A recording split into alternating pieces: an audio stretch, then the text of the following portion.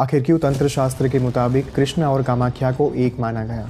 ऐसा क्या हुआ था कि एक मनुष्य जो एक समय पर माँ कामाख्या का बहुत बड़ा भक्त था, वही मनुष्य समय के चलते माँ का सबसे बड़ा शत्रु बन गया? आखिर क्यों महर्षि वशिष्ठ ने माँ कामाख्या को श्राप दिया? ऐसा क्या हुआ था कि अपने ही संतान के वध के लिए एक माँ को भूलोक पर अवतार धारण करना पड़ा, और वो भी एक ऐसा मनुष्य जो मनुष्य ना रहकर असुर बन चुका था? नमस्ते, आप सबको मेरा प्रणाम। बहुत समय से वीडियोस नहीं आ रहे थे क्योंकि I was constantly travelling across the country, और उसके लिए सबसे पहले तो मैं आप सबकी माफ़ी मांगना चाहता हूँ। जैसा कि मैंने आपको वचन दिया था, माँ कामाख्या के उस वीडियो पर पहले भाग पर आपने बहुत ही ज़्यादा प्यार बरसाया, और मेरा कर्तव्य है कि आपके लिए माँ कामाख्या की और रोचक कथाएं जो हैं वो लेकर आऊँ। तो आज एक ऐसी कथा मैं आपके लिए लेकर आया हूँ जिस कथा के माध्यम से भगवान कृष्ण के प्रति आपका दृष्टिकोण हमेशा हमेशा के लिए बदल जाएगा। तो हुआ यह था कि एक बार जो भूदेवी है, पृथ्वी माँ जिसे हम कहते हैं, जिसे वसुंधरा, वसुमती, वसुधा के नाम से जाना जाता है, वे माँ गर्भवती हुई, और जो भगवान वराह थे उन्होंने माँ को अपने सींग पर धारण किया था, और इसी कारण से भगवान वराह को माँ भूदेवी के अर्धांग के तौर पर, पति के तौर पर स्वीकारा गया है। और इसी कारण से जब आप दक्षिण भारतीय मंदिरों में जाएंगे, वहाँ पर भगवान विष्णु के स्वरूप के साथ, उनकी उत्सव मूर्ति के साथ माँ लक्ष्मी की अर्थात श्री देवी की मूर्ति, और साथ में माँ भूदेवी की मूर्ति भी आपको प्राप्त होगी। तो इसका कारण यही है कि जब भगवान वराह ने भूदेवी की रक्षा की, उस समय पर उन्होंने माँ को अपने अर्धांगिनी के तौर पर स्वीकार किया था। तो उन्हीं के द्वारा जब माँ गर्भवती हुई, तो उस समय पर देवताओं को ये ज्ञात हो चुका था कि जब भगवान विष्णु की संतान इस भूलोक पर अवतार धारण करेगी, जब स्वयं पालन करता देव उनका अंश इस भूलोक पर जन्म लेगा, तब वो कोई सामान्य अंश नहीं हो सकता, वो बालक सामान्य नहीं हो सकता। और इसी कारण से भगवान ब्रह्मा आदि देवताओं ने भूदेवी से प्रार्थना की कि आपका प्रसव नहीं होना चाहिए। तब माँ तो गर्भवती होने के बाद उनके महीने जो हैं वो आगे बढ़ते जा रहे थे, उनका गर्भ जो है वो बड़ा होता जा रहा था। 9 महीने के बाद भी देवताओं की शक्तियों के कारण, उनकी ऊर्जा के कारण वो गर्भ जो है वो बंध चुका था। माँ को प्रसव पीड़ा का अनुभव नहीं हो रहा था, और बालक बाहर आने को तैयार ही नहीं था। जब बहुत समय बीत गया, बहुत सारे महीने बीत गए, 2 साल बीत गए, कई सालों का समय बीत गया, उस समय पर भूदेवी को प्रसव पीड़ा का अनुभव होने लगा, किंतु फिर भी बालक बाहर नहीं आ रहा था। तब उन्होंने उस समय पर भगवान विष्णु की उपासना की, और भगवान विष्णु की उपासना के कारण जब भगवान प्रकट हुए, तब उन्होंने भगवान से अपनी व्यथा बताई। भगवान ने इतना ही कहा कि आपको थोड़ा समय और प्रतीक्षा करनी होगी। जब इस भूलोक पर माँ सीता का प्राकट्य होगा, जब इस भूलोक पर राम और रावण का युद्ध होगा, उसके बाद पुनः एक बार आपको जनक के पास जाकर, जो राज ऋषि थे, उनके पास जाकर आपको विनती करनी होगी इस बालक को प्रकट करने के लिए, और तब जाकर आपकी प्रसव पीड़ा खत्म होगी। माँ भूदेवी ने पुनः एक बार प्रतीक्षा की। एक लंबे अरसे के बाद भूदेवी राज ऋषि जनक के पास गई।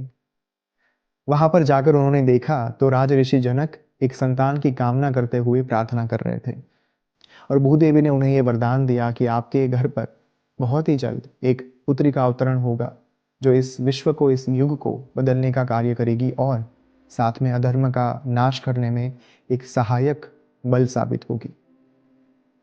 और कुछ अरसे के बाद हम सबको पता है माँ सीता का जन्म हुआ जमीन से। तो जब भूदेवी ने माँ सीता को जन्म दिया, उस बच्ची को लेकर जब राज ऋषि जनक अपने महल पर आए, तब माँ ने उनसे एक वरदान मांगा, एक वचन मांगा। वचन के मुताबिक जब भूदेवी उनसे फिर से एक बार प्रार्थना करें, उस समय पर महाराज जनक को फिर से एक बार एक बालक का लालन पालन करना होगा, उसे बड़ा करना होगा। राज ऋषि जनक ने उनकी बात मान ली, और उनके वचन को स्वीकारा गया। एक लंबा अरसा बीत गया। भगवान राम और रावण का युद्ध हुआ। माँ सीता के कारण जो अधर्म का विनाश होना था और धर्म की स्थापना होनी थी, वो उद्देश्य परिपूर्ण हुआ। उस समय पर फिर से एक बार भूदेवी अपनी प्रसव पीड़ा के साथ राज ऋषि जनक के पास गए, और याद दिलाया वो वचन, जिस वचन के कारण उनको माँ सीता की प्राप्ति हुई थी। और आगे चलकर जब माँ ने एक सुंदर बच्चे को जन्म दिया, उस बच्चे को सौंप दिया गया राज ऋषि जनक को। अब इस बच्चे का जन्म भी जमीन से ही हुआ था, भूलोक पर से ही हुआ था, पृथ्वी में से ही हुआ था। और धरती में जिस स्थान पर उस बालक को देखा गया सबसे पहली बार राज ऋषि जनक के द्वारा, वो स्थान था एक ऐसा शव जिस शव के मस्तक के ऊपर बालक का मस्तक जो है वो पड़ा हुआ था। पूरा बालक जो छोटा सा था, वो बालक उस मृतदेह के शव के मस्तक के ऊपर सोया हुआ था। और इसी कारण से बालक का नाम रखा गया नरक। नरक के इस जन्म के बाद माँ भूदेवी जो है वो 16 वर्ष तक कात्यायनी बनकर राज ऋषि जनक के दरबार में ही रहे। उनके ही महल में उनका निवास स्थान बन चुका था, क्योंकि वो अपने बालक से दूर होना नहीं चाहती थी। धीरे धीरे धीरे बालक बड़ा होता गया और राज ऋषि जनक के जो अन्य संतानें थी, अन्य जो उनके पुत्र थे, उनके मुकाबले ये जो उनका दूसरा पुत्र था नरक, जो भूदेवी से प्राप्त हुआ था, ये पुत्र बड़ा काबिल होने लगा था। अस्त्र शस्त्र की विद्याएं और बहुत सारे अलग अलग राजनीतिक कौशल्य में भी उसे महारत प्राप्त होने लगी थी। एक समय ऐसा आया जब जनक को चिंता होने लगी कि अब अगर इस बालक को मैंने अपने यहाँ पर रखा तो हो सकता है कि वो आगे चलकर मेरे ही पुत्रों को राजगद्दी से हटा देगा। और इस संशय का जो बीज है उसकी जानकारी भूदेवी को प्राप्त हो गई। उन्होंने एक रात को अपने बच्चे को जगाया, जो 16 साल का एक नवयुवान बन चुका था। उस नौजवान को उन्होंने उठाकर वहाँ से वे लेकर निकल गए और आगे चलकर उस बच्चे को बताया गया कि आपके पिता वास्तव में जनक है ही नहीं। राज ऋषि जनक के मन में आपके प्रति असुरक्षितता का भाव जो है वो प्रकट हो चुका है, लेकिन ये बात मानने के लिए नरक तैयार ही नहीं था। नरक ने साबिती मांगी, तब जाकर भूदेवी ने भगवान विष्णु से प्रार्थना की, अपने पति से प्रार्थना की प्रकट होने के लिए। और उसी क्षण भगवान विष्णु प्रकट हुए और उनकी प्रार्थना के कारण उन्होंने जो सत्य हकीकत थी वो नरक को बताई गई। नरक को आगे ले जाकर गंगा नदी के रास्ते से उन्हें प्राग ज्योतिषपुर ले जाया गया। ये प्राग ज्योतिषपुर है माँ कामाख्या का वो प्रदेश जिसे हम कामरूप कामाख्या के नाम से जानते हैं।